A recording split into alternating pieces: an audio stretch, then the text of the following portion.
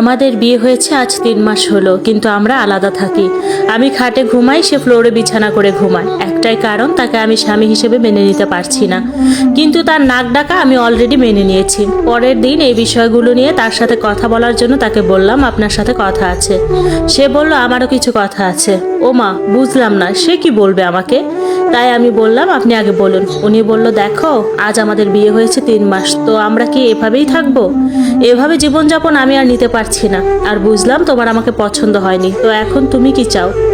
এভাবে আর কতদিন চলবে? এমন কথাই প্রথম শুনলাম আমার স্বামীর মুখ থেকে। এখন কি উত্তর দিব বুঝতে পারছি না, তাই আমি কিছুক্ষণ চুপ ছিলাম। কি বলবো বুঝতে পারছি না। আর ওনার কথার যুক্তি আছে, স্বামী স্ত্রী এভাবে জীবনযাপন করা ঠিক না।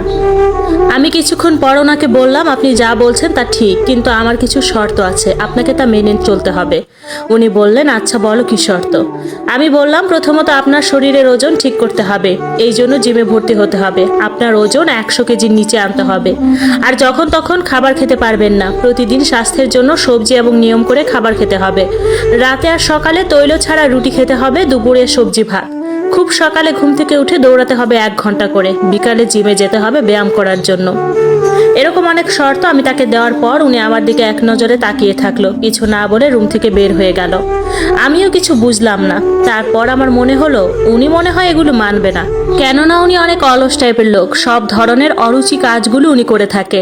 আমার স্বামী জানি কোথায় গিয়েছিল, সারাদিন পর বাসায় এসেছে। এসে যখন ঘরে বসলো, আমি বললাম, আপনি কিন্তু আমার প্রশ্নের উত্তর দেননি। তখন উনি চুপচাপ কোনো কথা বলছে না। তাই আমি একটু রাগ করে বলেই ফেললাম, আপনি যদি আমার এই শর্ত না মানেন, তাহলে আমি কাল সকালে আপনাদের বাসা ছেড়ে চলে যাব। নিয়ত করেছিলাম আমার কালো মোটা স্বামীকে ছেড়ে চলে যাব, কেননা তার এই মোটা শরীর কমানোর জন্য তাকে কিছু শর্ত দিয়েছি, কিন্তু উনি কোনো জবাব দিচ্ছেন না। আমি যখন বলছি, ঠিক আছে তাহলে আমি তোমাকে ছেড়ে চলে যাব আগামীকাল, এটা বলার পর উনি বলে উঠলো, না তুমি যাবে না, আমি তোমার সব শর্ত মানবো। তুমি যেভাবে চাইবে আমি সেভাবেই তোমার কথা শুনবো। স্বামীর এই কথা শুনে আমি একটু খুশি হলাম। পরের দিন খুব সকালে তাকে 2 ঘন্টা দৌড়ানোর জন্য ঘুম থেকে উঠিয়ে দিয়েছি। সে চলে গেল। আমি এই ফাঁকে সকাল সকাল ঘরের যাবতীয় কাজের মেয়ের সাথে মিলেমিশে করা শুরু করলাম। আজ বিয়ের 3 মাস পেরিয়ে এই প্রথম আমি ঘরের দায়িত্ব নিলাম। 2 ঘন্টা পরে আমার স্বামী আসলো, দেখলাম হাঁপাতে হাঁপাতে এসেছে। এসে খাবারের জন্য বলতেছে। আমি তাকে গোসল করে আসতে বলছি। আমি তাকে সকাল সকাল 3টা রুটি আর সবজি দিয়েছি। এটা দেখে আমার স্বামী বলতেছে আরো 2টা রুটি দিতে। আমি বলছি, না এটা হবে না, কেননা সে প্রতিদিন সকালে তেলে ভাজা 10টা রুটি খেত, আর আজ তেল ছাড়া 2টা রুটি আর দুপুরে সবজি ভাত। পরে আবার বিকালে সামান্য নাস্তা এবং জিমে 1 ঘন্টা ব্যায়াম করার জন্য। রাতে আবার 2টা রুটি। এভাবে 3 মাস চলবে, এরকম শর্ত দিয়েছি। আসলে একটা অলস মোটা মানুষের জন্য এই নিয়ম রুটিন দেওয়া খুব কঠিন। তাও আমি পিছু হটবো না, কারণটা অলরেডি আপনারা সবাই জানেন। এরকম 1 মাস চলে গেল। আমার স্বামী ঠিক মতন ব্যায়াম করছে এবং মাঝে মাঝে একটু অলসতা করছে, কিন্তু আমার রাগের কারণে আবার ঠিক মতন ব্যায়াম শুরু করছে। এরকম যেতে যেতে আরো 1 মাস কেটে গেল, মানে 2 মাস। আমার স্বামী আগের থেকে 19 কেজি ওজন কমেছে। আজ প্রায় 5 মাস হলো আমার বিয়ে হয়, কিন্তু আমাদের মধ্যে এখন পর্যন্ত শারীরিক সম্পর্ক হয়নি আমার স্বামীর সাথে। এখন আমার স্বামী আগের মতন মোটা নেই, আগের থেকে অনেক স্বাস্থ্য কমছে। আগে ছিল অনেক মোটা এবং কালো। আজ টানা 2 মাস ধরে ব্যায়াম করার কারণে তার এই উন্নতি। এখন কাটিং করে দাড়ি চুল রাখে, পরিমাণ মতন খাবার দেওয়া হয় তা খায়। এখন এই জন্য অনেকটা কন্ট্রোলে। এখন আমাদের মধ্যে আগের মতন দূরত্ব নেই। এখন তার সাথে আমার অনেক ক্লোজ। তাই সেদিন রাতে আমার কাছে এসে আমার পাশে বসে আমার রূপের প্রশংসা করতেছে। তোমাকে দেখতে অনেক সুন্দর লাগছে, এমন তেমন বলতেছে।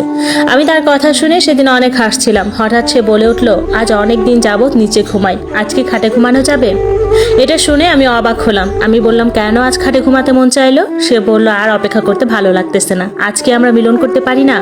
তার এমন কথায় আমি লজ্জা পেলাম। কিছুক্ষণ চুপ থেকে আমি লজ্জা কণ্ঠে বললাম, আপনি এখনো 100 কেজির উপরে, আপনি আমার উপর উঠলে আমি মরেই যাব।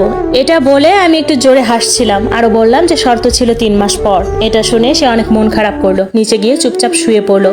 আমিও হাসি থামিয়ে তার চলে যাওয়া দেখলাম। বেচারা মনে হয় খুব কষ্ট পেয়েছে, কিন্তু আমিও আর নিতে পারছি না। কেন জানি আমি তার প্রতি এখন দুর্বল হচ্ছি। কিন্তু এখনো 3 মাস হতে 20 দিন বাকি।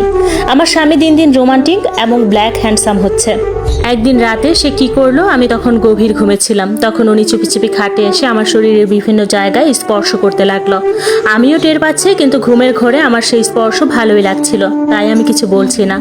আজ বিয়ের 5 মাস পর আমি আমার স্বামীকে সুখ দিলাম। তার সাথে আমার এই প্রথম শারীরিক সম্পর্ক হয়ে গেল।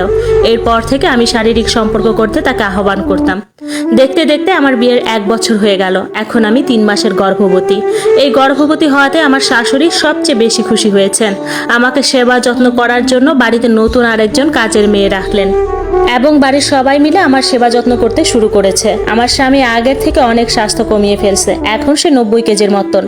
আগে যে একটু বোকা টাইপের ছিল, এখন আর সেটা নেই। দেখতে দেখতে আমার একটি ছেলে সন্তানের জন্ম হলো। সেদিন সবাই খুশি ছিল। আমার ছেলের বয়স যখন 2 বছর হলো, তখন আমার শাশুড়ি মা মারা গেল। সেদিন মনে হলো আমি আমার আরেক মাকে হারিয়েছি। আমি অনেক কেঁদেছি সেদিন। এর 2 বছর পর আমার দ্বিতীয় সন্তান জন্ম হলো। সেও ছেলে হলো। এই মুহূর্তে আমার 2টি সন্তান, একজন ক্লাস 8-এ পড়ে আর একজন 3-তে পড়ে। কিন্তু ওরা দেখতে আমার মতন হয়েছে। আমার স্বামী আগে শুধু মার্কেটের দোকান ভাড়া উঠিয়ে সংসার চালাতো, আর এখন পাশাপাশি কাপড়ের পাইকারি শোরুম দিয়েছে। সে এখন খুব ব্যবসায় মনোযোগী। আসলে এটাই আমার ভাগ্য লিখন ছিল। আমি প্রথমে আমার ভাগ্যকে দোষ দিতাম।